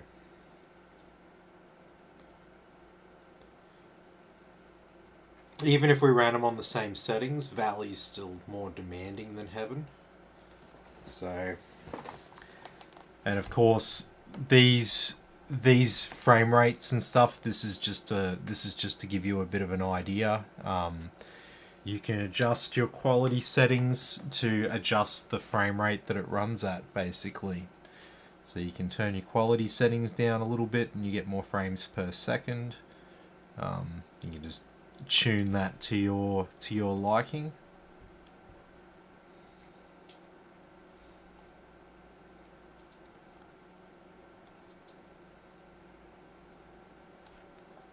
Alright, so that was Valley there on Ultra with max anti-aliasing. And then we'll do the 4K benchmark, but you wouldn't use this to game at 4K. I mean, you could, but realistically, this is for 1080p or 1440. But we'll run the 4K benchmark just because we do it with our other rigs, just so you can make a bit of a comparison there.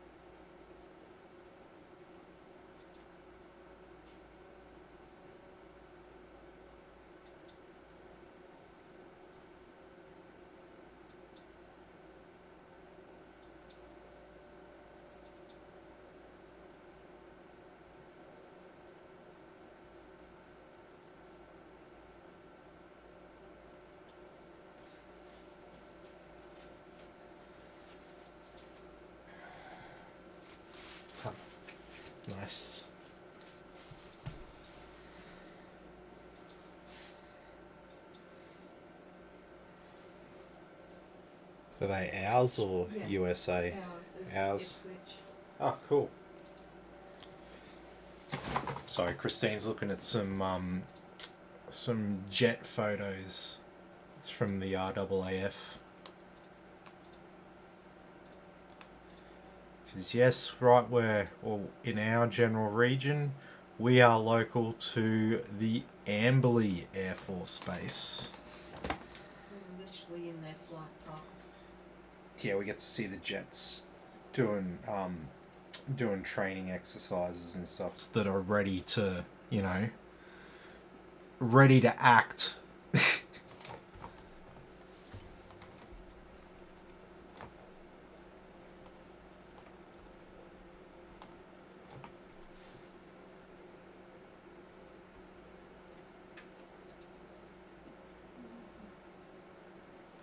All right.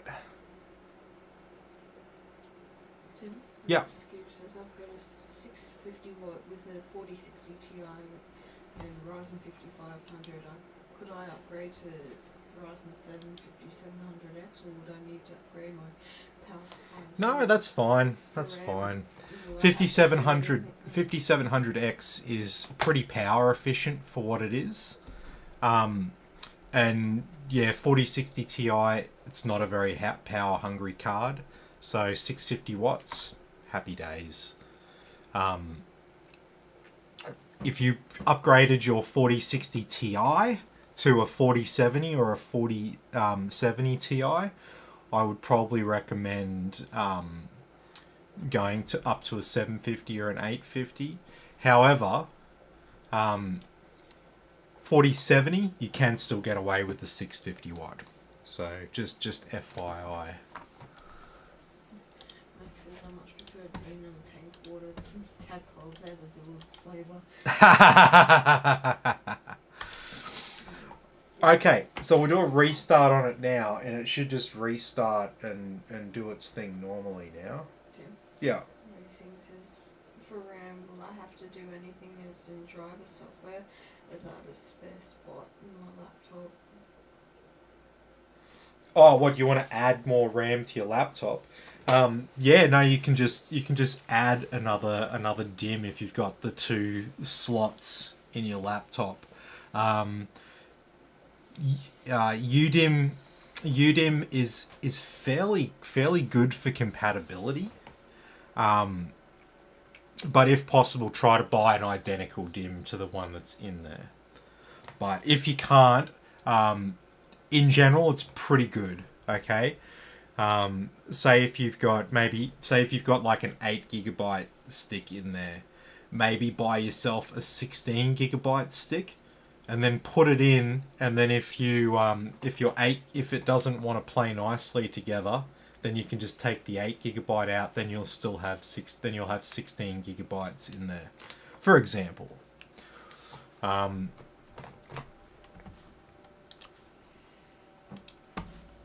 Yeah, so that restarted then, no problems at all. So, like I said, it was the fact that those Gigabyte drivers were stalling partway through. That's led to all the dramas. But now that we've got that out of the way, now our system is behaving normally and as expected.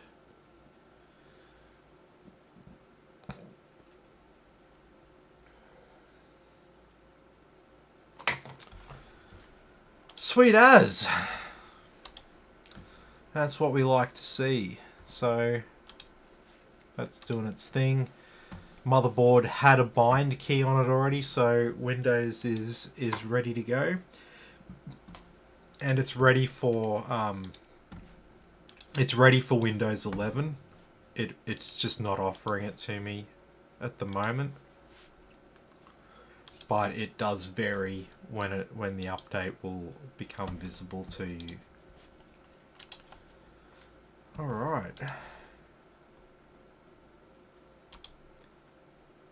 Few other things updated there as well, but yeah, that's pretty much where we're going to leave it for tonight. I think we worked through that fairly well. We had the motherboard with no 5-volt RGB header. we installed a Silverstone RGB controller that had the reset switch control. So I was able to plug the reset switch on the top of our case into the controller to control our 5-volt RGB. Then the next little challenge that we had to overcome was we were getting the blue screen there when we restarted. We had an even worse problem where we booted into safe mode and the thing was pretty much fucked. That was from bad Gigabyte drivers from the website. Then we reinstalled Windows, did a second install of Windows, and we tried to use the Gigabyte app, and we still had some random problems with it. However, at the end of the day, we did get back and all of our drivers installed. So look, thanks everyone for watching. Be